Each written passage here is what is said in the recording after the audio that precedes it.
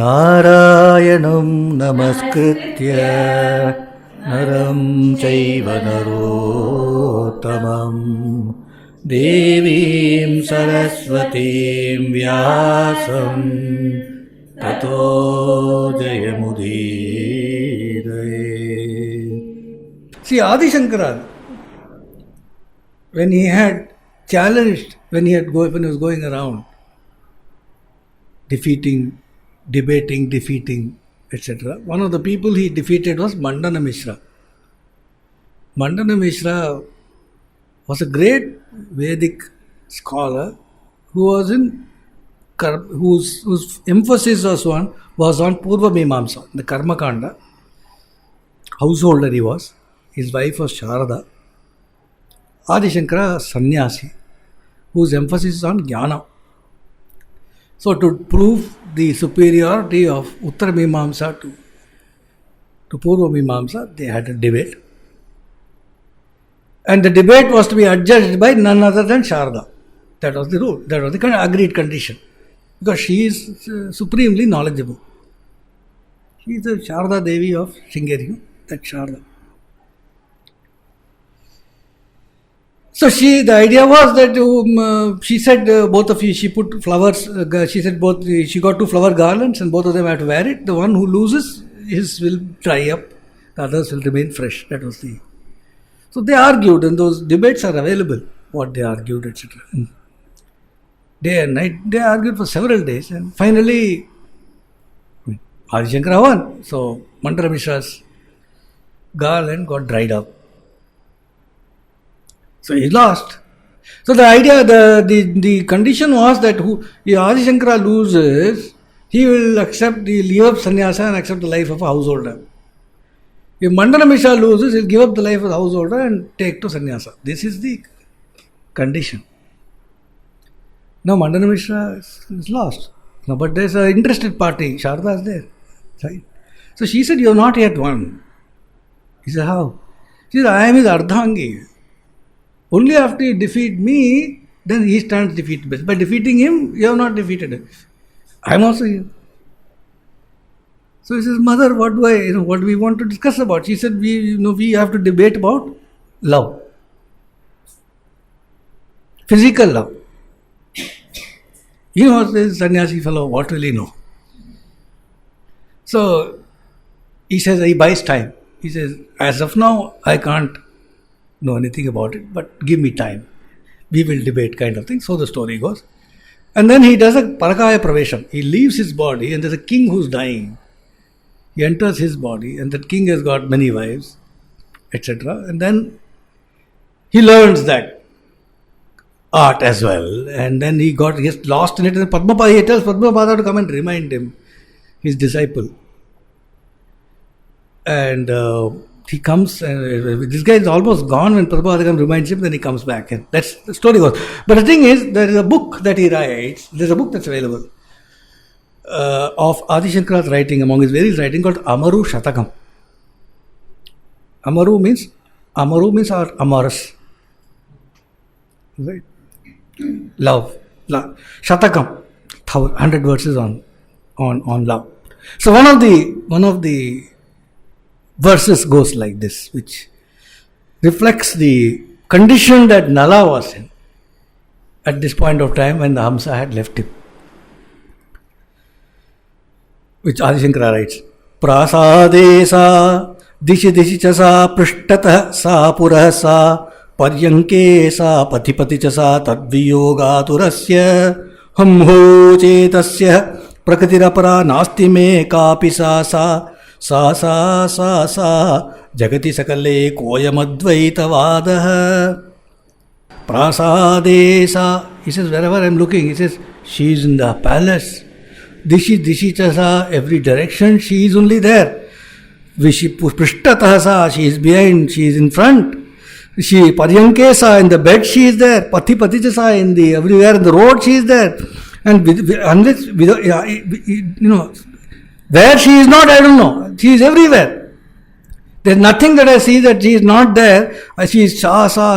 She is only there everywhere. She is victorious over the whole world. She is What am I speaking? This is Advaitavada, he is saying. Even in his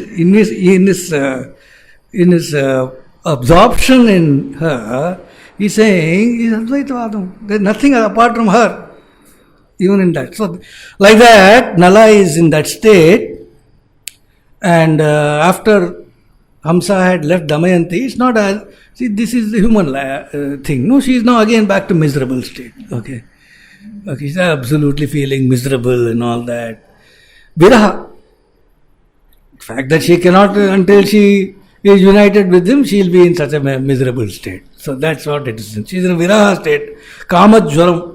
We saw last time Rati Rahasyam, 10 types of stages, or not stages, effects of Viraha, right? Where? So she is now suffering Kama Jwaram. Is called Prabhuta Jwaram, one of the worst kind of fever, it seems. Okay, high fever, like typhoid or something.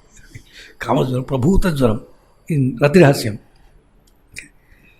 So she is burning, and if anybody comes and tells us something about Nala, the stream of Nala stories, if somebody comes and says, it only makes the fever go higher, it seems. Like a person who's suffering from fever takes a bath, temperature will rise. You can't take a bath also. Like that, she is in bad state, okay?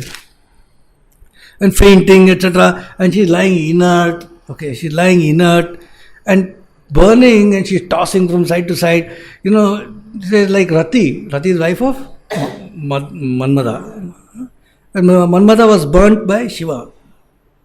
So if Rati decides to commit sati, along with when she is burning, how she will burn? Like that she is burning, it seems. So this poor Damayanti is tossing and turning and burning, and they have put sandal, etc. on her, to cool her down. All that is burnt and become white, it seems. So her body has become white, and all the long hair of hers has become thin and looks like snakes, like snakes, and she's become all white, Chandram gone white. She's looking like Shiva, lying down, okay, with Bhasma Vibhushita and all that jata and like snakes and stuff. She's looking like Shiva, and she's looking like Sita, who is undergoing Agni Pariksha, like that she's looking, and as if like Sita, Damayanti is proving by her burning that there's no man in her life except Nala.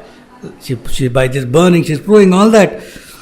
And also she's weeping. It's not easy. So all the time eyes are weeping, and her whole body is also full of tears and all that. So it's like as if Kamadeva is giving Agni Astram, she's countering with Varuna Astram. Like that, the poet explains all this. And then she asks her Sakhi, saying, Sakhi, tell me this. What is this in our tradition, in our Jyotisha, in our astronomy, and in our mathematics, in our Ganita, in terms of time? The way it is defined is, there is a time for human beings, mortals, there is a time for Devas, and there is time for Brahma. Right? Like 1 year of mortal time is equal to 1 day of a Deva. Correct. And 12,000 years of Deva is one Chaturyuga cycle of. Right? And 10,000 Chaturyuga cycle is 1 day of Brahma. Okay. So she says like this, but this Viraha state, how does one measure time in this? Where does this fall? Being away from the beloved, etc. Okay. See, time is interesting, just as an aside. The thing is that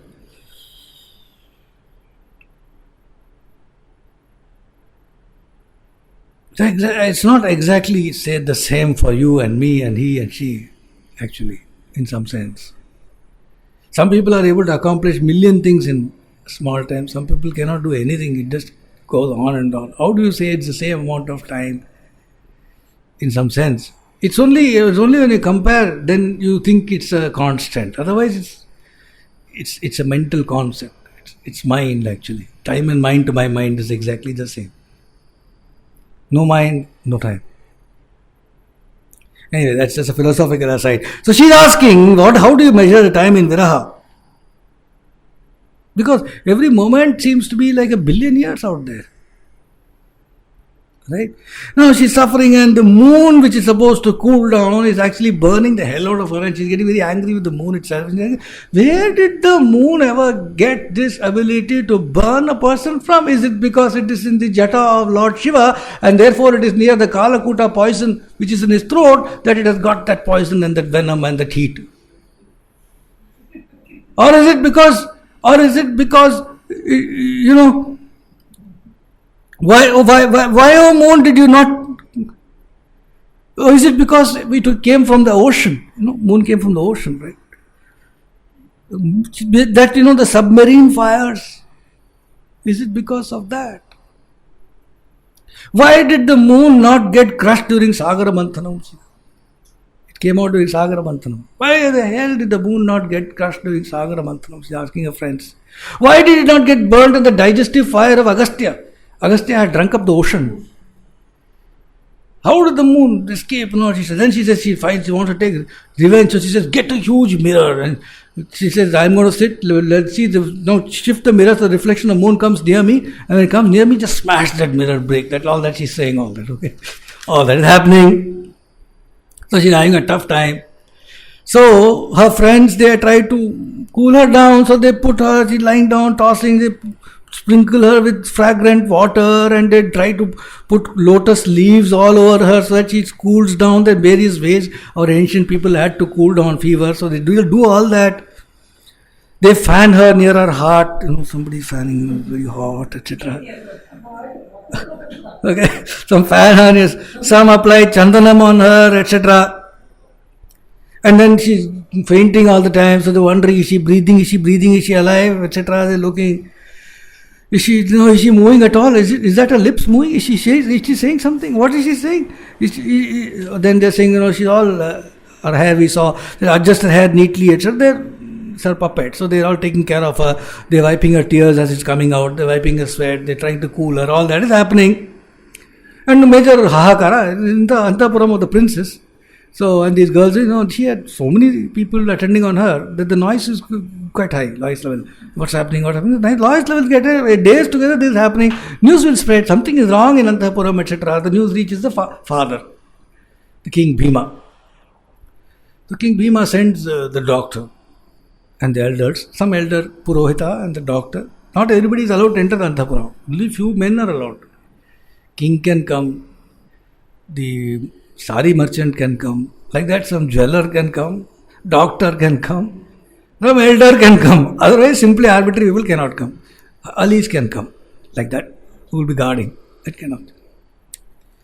So the doctor, etc. came and they couldn't find anything particularly wrong with her. They didn't know. They came back and said, as such, there doesn't seem to be any reason. She's all right and all that kind of thing. So king said, then I must come. I have to come and see.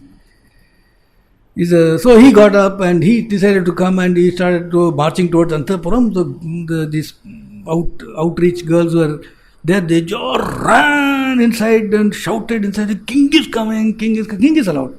Okay. So they came shouting, king is coming. So all the girls got petrified, were along with Damayanti. They wouldn't know what to do. The king is coming. So he came in, and before Damayanti could, come out of her Brahma and all the deep mess that she has done of herself and her mind, the king was there in the room. So, but king, father, so immediately she got up, stood and adjusted her hair, whatever she did, and she couldn't even face him. She was looking down like that. One look, the king said he knew, ki kya ho gaya, and he knows, kya ho. So he straight went to her and put his hand on her head, it seems. Blessed her and said, Swayamvare. Swayamvare. May you soon get a Gunavan husband who pleases your heart. And then he turned to her friends and said, your friend will get the right person for her very soon. So please do all you can to make her immediately come out of any despair or any depression that she is in. She is looking a mess.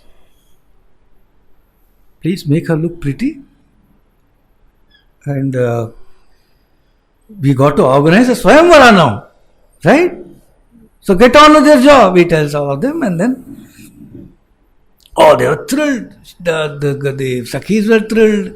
Damayanti was super thrilled, etc. Now something has moved actually. Till now she didn't know what to do. Now it has moved. Har Namah Parvati Pataye Janaki Kanta Smaranam Gopika Jivana Smaranam Vetrivel Muruganukku Shri Sadguru Swaminah Shri Anjaneya Swaminah